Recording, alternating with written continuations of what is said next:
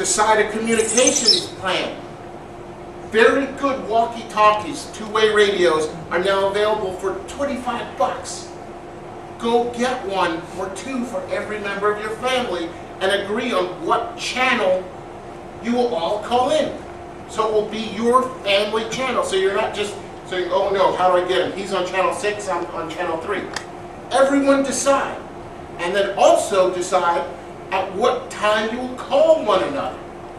So if you're separated or this or that, or somebody's missing, if you know that at 15 past the hour, everyone in your family is going to check in on channel 3, guess what? That's one less thing you have to worry about. And most people don't think about this before. Decide to stay or go. You know, the Clash, you guys are from the UK, if you remember the Clash from the 70s punk rock band. Should I stay or should I go? Decide now. What are your decision criteria? I mean, if it's a flood, if it's a fire, if it's a riot, you know, under what specific activities occur, are you going to go or are you going to stay? Decide what that decision tree is today so that you're not making that decision under stress. And then family roles. Who's going to do what?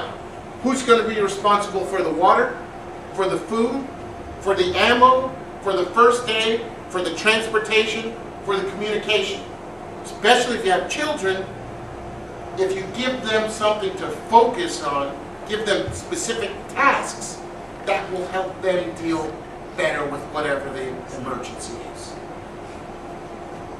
And have a backup plan. Hopefully, we will never be the subject of a direct hit. So it'll be an ancillary event that occurs that may cause us to leave. But if we are, then we need a backup plan and think about it now. Now, if something bad happens to me, then my wife should know, okay, this is the plan. This is where she should go. This is what she should do. This is what she should bring with her. You know, the kids know, this is what happens. This is where to go. This is the neighbor to contact, or the church to go to, or the school to go hang out at until somebody comes. These are the people to communicate with. Very, very important. Write the plan down. It's wonderful to have a great, well thought out plan, but if all of a sudden there's a tree falling on your house, you may not be able to think clearly. That adrenaline hits your body, you may start to panic.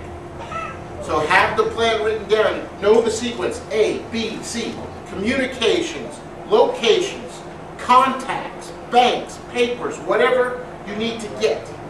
Have it written down.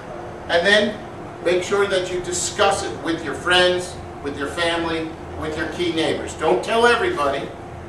And the other thing, don't go to the most obvious places.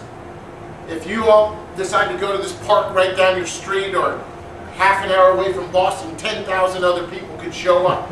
You don't want to be there. Make sure you end up someplace like this if you actually have to evacuate and you know how to get there.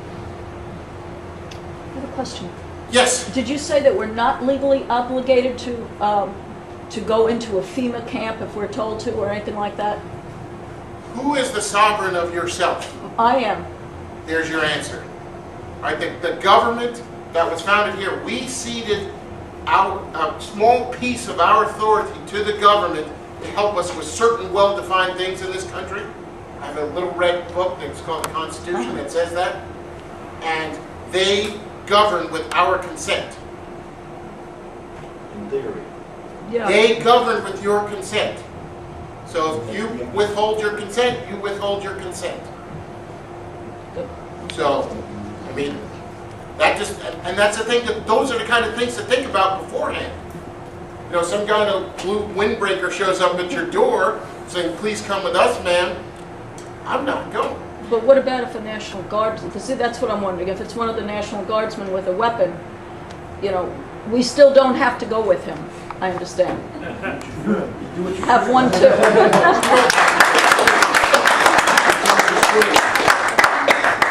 thank you. That was a perfect segue into my next slide. And it's get real protection. And I mean real protection. First, your question was beautiful. Make the decision today that you are going to survive and you are going to win. Make that decision. Nobody, whether he's wearing a uniform or a windbreaker or prison clothes, say they broke out of prison in your neighborhood, nobody is going to injure or defeat you and your family. Make that decision today and be serious about it. I mean, it is a serious decision. We live in times that are crazy. Turn on the news any day. Look around the world. When the lights go out, when the power goes down, when the water goes out, people act weird. And if you make this decision today that you are going to win, you hopefully will never even have to hurt or injure or threaten anybody. They will, if they come to your door and they see that you're prepared, they're going to go find someone else. Because most criminals are opportunists. And if you make the payback for the opportunity cost of him trying to assault you high, he's going to look for an easier target. So, brings us to what? Number one, guns. Guns are tools. I'm speaking to a friendly crowd here. Guns are tools. Guns are tools that can help you survive. Every household should have a selection of firearms.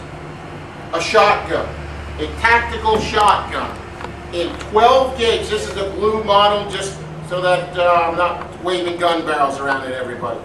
A simple, low-cost, $250 12 gauge or 20 gauge shotgun for the smaller people with either a pump or a semi-automatic and a light on the end that allows you to defend your home extremely well. It fires out a spread pattern of small little pellets, BBs typically, if you use a 12 gauge shotgun shell. And it has been defending people for well over 100 years in various forms. It comes in double barrel, single barrel, but one of the most reliable types of shotgun is either a Mossberg or a Remington pump action 12 gauge shotgun. They can be dunked in mud and water, they've been buried in snow, and they are reliable. And you want reliability, and when you cycle the action and make that sound, people pay attention. They really do. And everyone in your family should know where the ammunition is, what the code to the safe is, how to operate the product. That is a fantastic defensive tool.